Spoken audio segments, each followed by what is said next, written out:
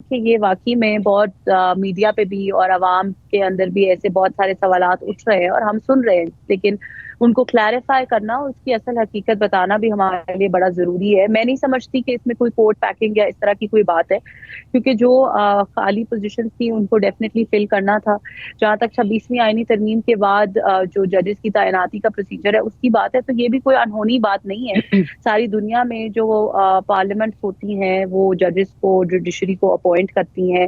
اس کے اندر different procedures ہیں، کسی کا اپر ہاؤس کرتا ہے، کسی کا جو ہے لوور ہاؤس کرتا ہے. ڈفرینٹ پروسیجرز ڈفرینٹ کنٹریز نے اڈاپٹ کیے ہیں، بٹ جو آپ کی الیکٹڈ گورنمنٹس ہوتی ہیں ان کے پاس یہ اختیارات ہوتے ہیں کہ وہ ججز کی اپوائنٹمنٹ کر سکیں ڈفرینٹ پروسیجرز کے مطابق. تو اس کا ایک پروسیجر جو ہے وہ آئینی ترمیم کے تھرو ڈیسائیڈ کیا گیا.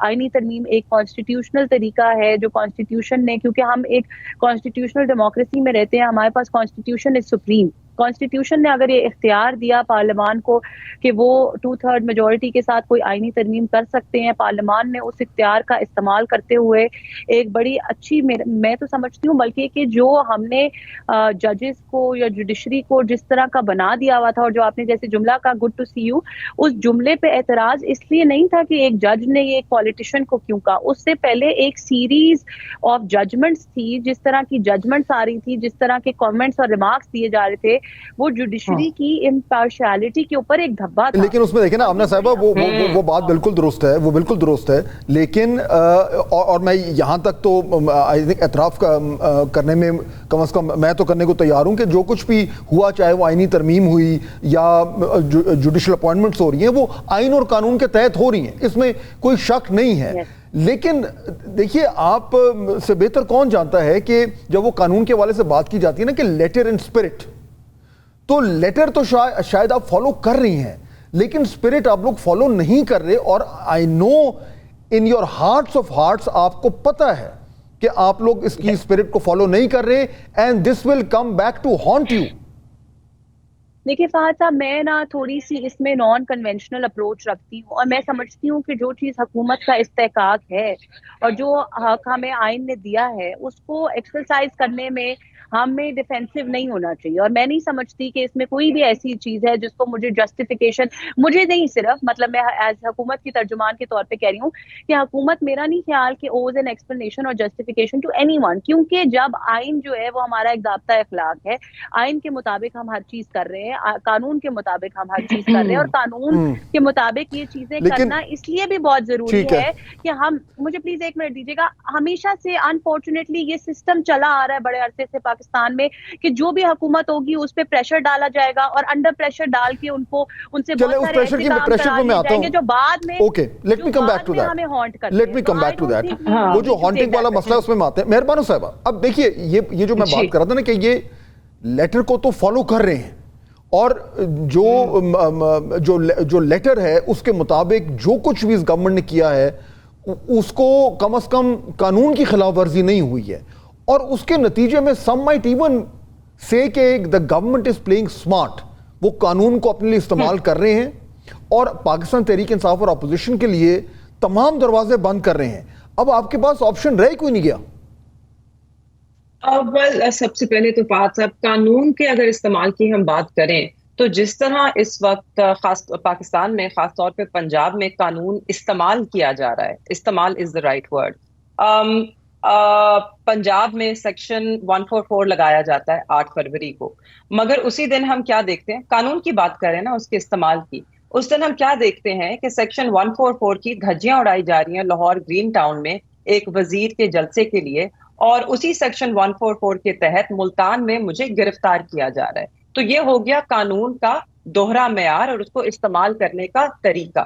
تو آپ بالکل ٹھیک کہہ رہے ہیں، قانون کا یہ استعمال کر رہے ہیں، قانون کی یہ عزت نہیں کر رہے. اور جتنی بار آمنہ صاحبہ نے اس وقت آئین آپ کے شو پہ کیا، کاش یہ اتنی اہمیت آئین پاکستان کو بھی دیتے کہ جتنا یہ اس کا حوالہ دیتے ہیں. اب اگر ہم آئین کی بات کرتے ہیں، جس طرح آپ نے کہا لیٹر اینڈ اسپرٹ، سب سے ضروری ہے کہ آئین کی روح کیا ہے. اگر یہ بات کرتے ہیں کہ امپارشیلٹی پہ کچھ چیزیں دھبا تھیں، تو میرے خیال میں آج جو انہوں نے آئینی ترمیم کے ذریعے ایگزیکٹو کو طاقت دے دی یا تقویت دے دی جوڈیشری کے اوپر، تو وہ تو آئین کی جو روح ہے اس کی نفی کرتا ہے، آپ کے آئین کی ہی کرتا ہے، بلکہ آپ کے آئین میں جو آرٹیکل سیپریشن آف پاورز کو لے کے ہے کہ ایگزیکٹو اور جوڈیشری جو ہیں وہ الگ ہیں، ایک کا دوسرے پہ انفلوئنس نہیں ہو سکتا. تو وہ تو ہم نے دیکھا کہ اس کی دھجیاں اڑ گئی. لیکن انہوں نے کر لیا ہے مہربانو صاحب، یہی تو ایشو ہے کہ they are actually getting away with it. وہ انہوں نے کر لیا ہے وہ چیلنج. لیکن اگر وہ چیلنج ہوگا، اگر وہ چیلنج ہوگا جو کہ ہوا ہے تو وہ کانسٹیٹیوشنل بینچ میں جائے گا. کانسٹیٹیوشنل بینچ کو کہا جا رہا ہے کہ وہ ہم خیال ہیں. تو انہوں نے ہر جگہ سے جو بھی اسکیپ روٹ تھا اس کو بلاک کر دیا. Let me clarify. دیکھیے اس کو چیلنج کیا گیا ہے، ٹھیک.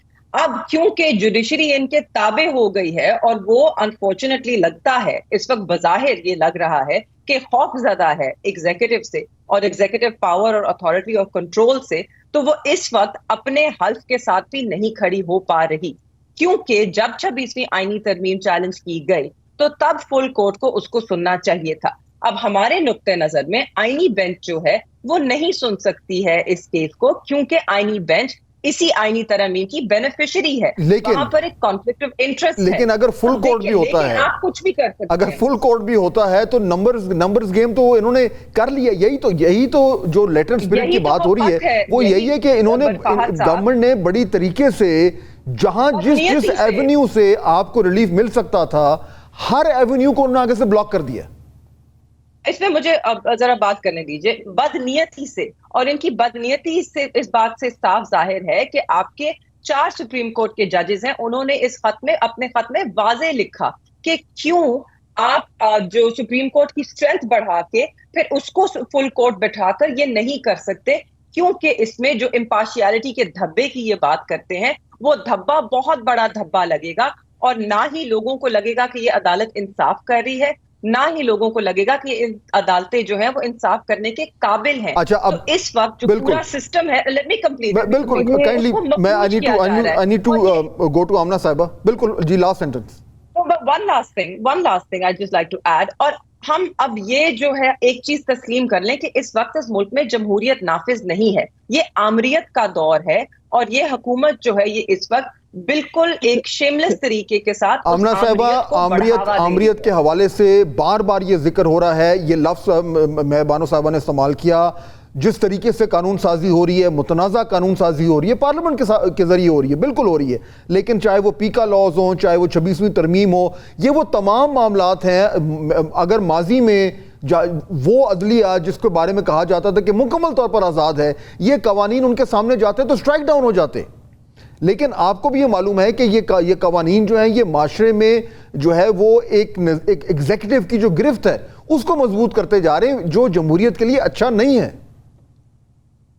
فہد صاحب، میں بانو صاحبہ کی تینوں باتوں کا باری باری جواب دوں گی. انہوں نے آئین کی عزت کی بات کی تو میرا سوال ہے کہ آئین کی عزت ان کو اس دن یاد کیوں نہیں تھی جب ان کے ڈیپٹی اسپیکر قاسم سوری نے آرٹیکل 5 لگا کے آئین کی دھجیاں اتاری. چلے وہ تو ماضی کی بات ہوگی نا، نہیں وہ ماضی کی بات ہوگی نا. میں چاہ رہا ہوں ذرا ابھی موجودہ صورتحال پہ ہم بات کریں. دیکھیں ابھی موجودہ صورتحال پہ بھی اگر بات کریں گے نا تو بات یہ ہے کہ یہ ڈبل سٹینڈرڈز کی بات کر رہے ہیں، یہ کہہ رہے ہیں جوڈیشری امپارشل ہے نہیں ہے. اب مجھے یہ بتائیں کہ اس وقت پھر وہی بات ہو گئی کہ جب ان کے ججز کو واٹس ایپ پہ ججمنٹ آتی ہے تو وہ جوڈیشری جو ہے وہ امپارشل ہے، اور ہماری دفعہ یہ کہہ رہے ہیں کہ جوڈیشری امپارشل نہیں ہے. بات یہ ہے کہ میرا تو ایک ہمارے جج اور ان کے جج، اب تو یہ بات شروع ہو گئی ہے. یہ تو دیکھیں نا بات ہمارے جج اور ان کے جج. میں نے ہمارے جج نہیں کہا، میں نے ہماری دفعہ اور ہماری دفعہ کہنے کا. مہربانو صاحبہ میں نے بڑی تحمل سے آپ کی بات سنی، پلیز تھوڑے سے تحمل سے میری بات سنیں. میں نے ہمارے جج اور ان کے جج نہیں کہا، ہمارے جج اور ان کے جج نے کہا، میں نے کہا کہ ہماری دفعہ، جس کا مطلب ہے کہ جب ہماری حکومت میں سب کچھ، اصل میں ایشو زیادہ بڑا فہد صاحب یہ ہے کہ ان کو آئین اور قانون کی عزت کرنا اور آئینی اور قانونی طریقے سے کچھ کرنا آتا نہیں ہے. انہوں نے اپنی دفعہ آرڈیننسز کے تھرو حکومت چلائی، انہوں نے اپنی دفعہ جس طرح سے آئین کی دھجیاں اڑا رہی. اب جب سب کچھ آئینی اور قانونی طریقے سے ہو رہا ہے تو نہ تو ان کو ڈائجسٹ ہو رہا ہے اور نہ ہی سچی بات ہے ان کو اس کا کوئی توڑ مل رہا ہے. مہربانو صاحب فائنل پوائنٹ फाइनल पॉइंट देखिए, अब इसकी रोशनी में ये तो बहस हमारी चलती रहेगी ना, आपने वो किया हमने ये किया, लेकिन the point is realistically speaking देखें, फरवरी 8 आके गुजर गया, सौबी का जलसा इतना अच्छा नहीं हुआ, सुप्रीम कोर्ट में तैनातियां हो गई, इस्लामाबाद हाई कोर्ट में नए चीफ जस्टिस साहब आने जा रहे हैं, इमरान खान साहब खत लिख रहे हैं आर्मी चीफ को, उनको इग्नोर किया जा रहा है, हर तरफ से आपके लिए रास्ते बंद हो रहे हैं, लॉयर्स मूवमेंट भी जो है वो टेक ऑफ नहीं कर रही, अब क्या करेगी पीटीआई? आमरीत का दौर है, और आमरीत के दौर में जो लोग जमहूरियत में यकीन रखते हैं, आइन और कानून की बालादस्ती में यकीन रखते हैं, वो अपने महाज पे खड़े रहते हैं और लड़ते रहते हैं, और इंशाल्लाह जैसे कि हमने माजी में देखा, तारीख गवाह है, जीत हमेशा जमहूरियत की होती है, हारता हमेशा आमिर है।